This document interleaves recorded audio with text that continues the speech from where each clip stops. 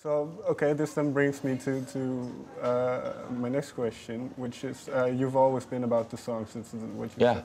So, what then makes a song unforgettable, or what makes a song a good? It's maybe an impossible question to answer, but what to you makes a song good? Well, there are many different elements that can make a song. I mean, if somebody writes a song and there's incredible chorus, that's a beautiful thing. If somebody writes a song and there's an incredible guitar hook, that's a nice thing. If somebody writes a song and there are beautiful harmonies being sung on it, that's great. If somebody writes a song and there are great words that really move me, that's great. But when somebody writes a song and all those elements are in place, that's a perfect song. The First Time Ever I Saw Your Face to me is a perfect song. And so do you aspire to write those kind of songs yourself? I've written a few. Not many, but a few. We all do, everybody does. Everybody aspires to writing a song that is unforgettable. And sometimes we spend 6 months trying to write a song that we hope will be unforgettable, but it doesn't happen. And sometimes we write a song that was written in 20 minutes and it is unforgettable, and that's very beautiful, but that's very rare. Do you know when you're writing it? No. If it will be? No. No, I don't think when Miles Davis and the musicians were sitting in a studio recording Kind of Blue, I don't think they knew in the 4 days they worked on it that they were going to end up with the most successful and important jazz record of all time. But that seems to be what happened. But I doubt if they knew that as they were doing it. And when I'm writing a song, I'm never thinking about what this song will mean to anybody else. I'm only thinking about how can I finish it and how can I make it as great as it needs to be. Well then, for the upcoming record, or it's been released now, Head and Heart. Yes. It's mostly covers. Yes. How is the approach? Well, obviously you make you play songs by other people, but how is the approach to the song different than when you're writing it yourself? If I can't make it my own, I shouldn't do it. Particularly when you decide to do songs that so many people know. I mean, there are probably 5,000 versions of The First Time Ever I Saw Your Face in the world. But I felt one, I love to sing it, and two, I feel that I can bring something from myself to the feeling of the song, and if I think I can do that, then be brave and try it. Is this mostly in terms of, say, an emotional connection, or is it in terms of the music? Both. Okay. Both. If I have nothing musical to say, either in my voice or my delivery of the song, then I shouldn't do it. If I don't have a strong emotional connection with what I hear in the song, then I shouldn't do it. But if I have both, if I feel I can deliver it musically, but also that I have a deep emotional connection to the song, then it's worth a risk. Well, you've mentioned the song First Time I Ever Saw Your Face a couple of times. Do you remember when you first heard it? No. Do you remember? Well, obviously. I don't even remember whose version I heard first, because there's been so many people doing it. But this emotional connection, I assume that is still very clear to you. Yeah, and always would be. It's like there's a song I do called Black is the Colour of My True Love's Hair. I learned it when I was 14, and whenever I sing it, I still feel the same feeling. I still feel I'm lost inside this song. I'm living in the song for the 4 minutes that I'm singing it. Well, you've had an illustrious career. You've written countless songs. Is it difficult then to keep this emotional connection intact for all of the songs? It's a good question. Sometimes it happens that you don't realize until you're singing a song that you've lost the emotional connection with the song. And the moment I realize that, I stop singing it. And it has happened to me that there are songs, maybe I've done a song somewhere at a gig and realized that I'm not living in that song anymore. That song has moved away from me somehow. And I stop singing it, and I literally don't sing it again. And sometimes it happens that maybe 5 or 6 or 7 years later, you find yourself just suddenly out of the blue singing it, and you reconnect with it. And that's a really special moment. That's a real blessing, because you can sometimes feel that a song is lost. And if you get a second chance to reconnect with it, that's very magical. Because there are other songs then that exist only in a specific moment in time. And I have a couple of songs that were really precious to me for maybe 6 months or maybe a year.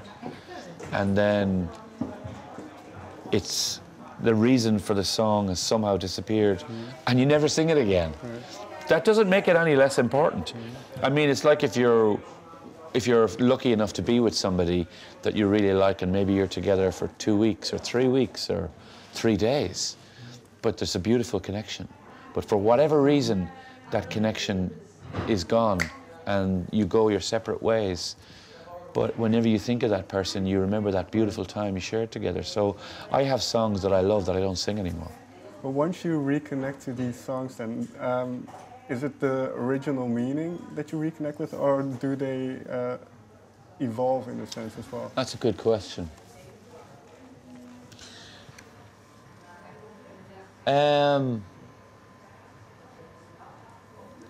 I think the best way for me to answer that question is to give an example. And the best example I can think of is a song called City of Chicago, which I wrote in 1984, and my brother Christy recorded it, and his version became really popular all over the world, actually. And around that time I stopped singing it because I think I felt his version of the song was so powerful that when I sang it, it just didn't feel as strong to me. So I just stopped singing it. And then about 10 years ago, I heard another man sing the song. And he sang the song really differently from the way I had written it, but he also sang it differently from the way my brother sang it. And I felt he discovered something in the song that I missed, even though I wrote the song. Which was? He really captured the loneliness in the song. He sang it slower and softer than either me or my brother. And so about 6 years ago, I started to sing it again, but in a really different way. So, and it was like discovering my own song in a completely different way for the first time, which is very beautiful. Okay. Well, going back to the covers then, what do you discover in these songs when you try to play them yourself? Well, obviously I have to love the song, because if I don't love the song, there's no point. And it's different things, like with The First Time Ever I Saw Your Face, it's the simplicity and the raw emotion. You can hear a man who's just fallen in love saying this to a woman, you know, the first time I saw you, I just knew. You know, and it's a obvious, almost like a cliche. But when it's sung a certain way, it just melts your heart. But then there's a song like Gentle on My Mind, which has no real melody, it has no chorus. It's a long song with long verses, and it's like a movie. So, and it's heartbreaking. When you really listen to the words in that song, it's absolutely heartbreaking. But it's completely different from The First Time Ever I Saw Your Face. Well, I think you've already touched upon this, but what do you base your selection on? What is the emotional connection and if you can bring something new to it? But is there, for instance, the songs that are on the record, were there others as well? Yeah, there were about 30. And then how do you whittle it down to the ones that end up on the album? There's a word I use a lot, which is believable. And it's about performance. And so there are some songs, and I could just sense when I listened to the way I recorded them that it wasn't entirely believable, that I didn't completely inhabit the song. And I can't explain it, it's just a feeling. And that's a lot to do with it. Everything that's on this, I can listen to it and I can believe it. It's not always perfect, but I can believe it and I can accept it. And I can say I did my best and I brought something of myself to the song, and I hope I honored the integrity of the song. And if I can say yes to all of those, sometimes it's a really subtle thing that makes you pick one song over another. There were 1 or 2 songs that had a similar feeling to a song that made there, and you had to make a choice between the two. There was a song that had a similar feeling to And I Love You So, the Don McLean song, and so the other one had to go. And yeah, why did you pick the one over the other? Can't remember. Okay. Well, you mentioned this recording process and wanting to make it believable. Did this have something to do with the way you recorded it? Because totally. this time it was a different way of recording. Totally out of my comfort zone, because this is my 20th recording, so I'm very nervous of repeating myself, because you know it gets harder to be original when you're doing this so long, and it has to be exciting, it has to be a little bit dangerous, it can't be safe, it can never be safe. If it's safe, please don't do it. There has to be a challenge, something to aim for. And for me, this record is about singing. This record is all about singing. And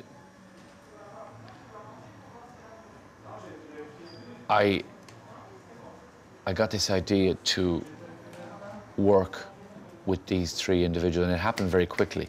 I mean, I was working on the album for 18 months, but last October, I still didn't know how I was going to record it, because something wasn't fitting right for me. I didn't want to just go in and play my guitar and make a nice, simple, safe record. But I didn't know what to do. And then I met a friend of mine who was a piano player, and he introduced me to the Phil Ware Trio. I've never worked with jazz musicians in this way before. And I got this idea to try something really brave, which was to work with them, record with them with no rehearsals. And the reason for that is that I didn't want us to begin to talk about arrangements. I wanted us all to be a little bit scared. I wanted us all to be a little bit uncertain. I didn't want everything to sound really smooth, like I didn't want to make a smooth jazz record or a smooth folk record or a smooth anything. I wanted it to feel like here were four people in a room together with no headphones, no overdubs, just four guys who just met each other, literally, listening to each other and searching, and to record the versions where we're searching so that everything feels a little bit vulnerable. And that's what the record is.